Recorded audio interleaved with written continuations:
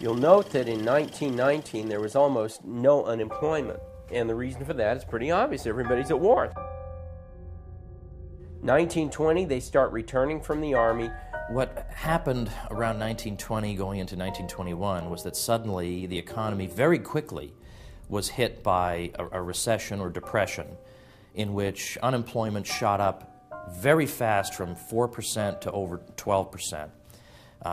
Industrial production was way down. All the figures of economic health were suddenly tanking. Well, you still had a society that is heavily farming, maybe, I don't know, 30–40% farms. We hadn't completely made the transition over to a full industrial economy. So a lot of people had to go back to work on the farms, and you had a lot of farm overproduction in the early 20s, which brought down farm prices. Normally the free market would be telling you, don't do this, don't produce this, produce that. And so you get distortions throughout the system. And eventually the system can't continue to function with these distortions. And ultimately the sugar high that creating a lot of pieces of paper out of thin air gets you on eventually crashes down. Warren Harding is one of these people historians love to hate, and they claim they hate him because of how corrupt he was, but his corruption is just so utterly pitiful and pathetic compared to the corruption we just take for granted today. Harding runs on this phrase, return to normalcy, which he never actually uttered, but he returns on this phrase, let's return to normalcy, meaning let's go back to the way things were before the war. Let's cut taxes. When he accepts the Republican nomination in 1920, and then in 1921, his inaugural address, well, you know what? He actually more or less understood what was going on. He said, look, you know, we've had this credit inflation, and now it's coming undone. There's no way to stop this. Eventually, the market has to correct itself. If prices have been bid up too high, we can't pretend that this is sustainable. They got to come down. And so let's let them come down. Let's not continue to live in the fantasy world. Let's let them come down, let the market adjust itself. And he says any wild experiments are only going to lead to more instability. They're only going to prolong this pain. He enlists Andrew Mellon.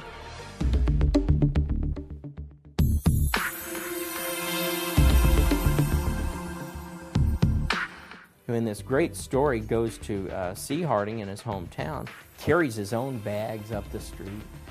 Mr. President, I'm here because you requested to see me. He said, I want you to be Secretary of the Treasury. And Mellon says, I don't want the job. And Harding says, that's why I want you to be Secretary of the Treasury. I want people who aren't interested in power. I want people who aren't there because they want the job. I want people who will go to serve, to do the people's business. So that convinces Mellon, and he goes to Washington.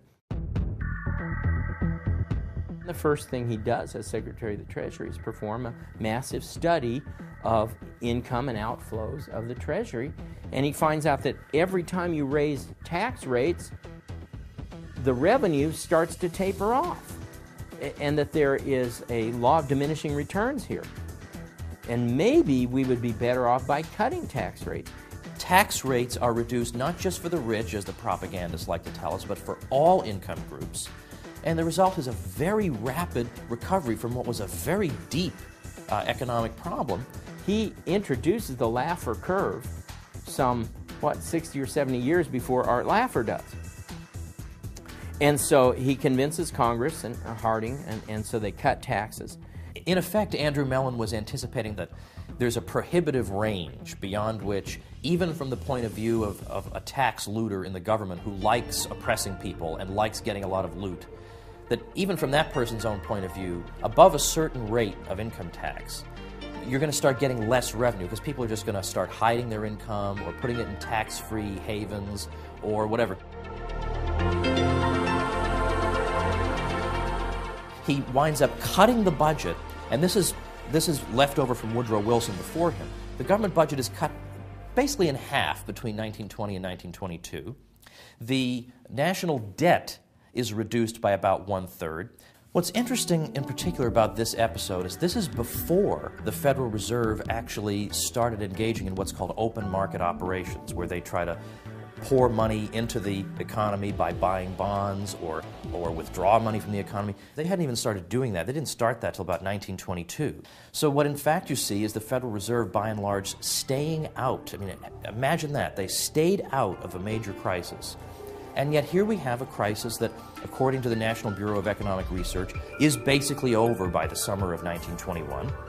The Earth did not break free of its axis and go spinning toward the sun. The economy, in fact, recovered. It does, in fact, adjust without creating a lot of funny money. And Joseph Schumpeter, one of the great 20th century economists, Schumpeter said this episode alone proves and is a great example of how the system regulates itself. And we're not allowed to say that either.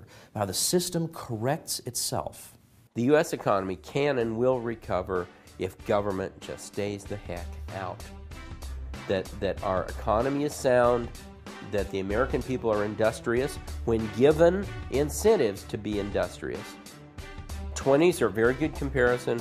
Late 50s, 1980s, part of the 90s, especially after 94, when you start to see the stock market take off again. They are eras of prosperity. The two go hand in hand. Low government activity, high employment, invention, innovation. But you know what else goes along with this? High levels of failure. In every one of these decades, you also have high levels of failure in the private sector. And the reason for that is pretty obvious. People are taking risks.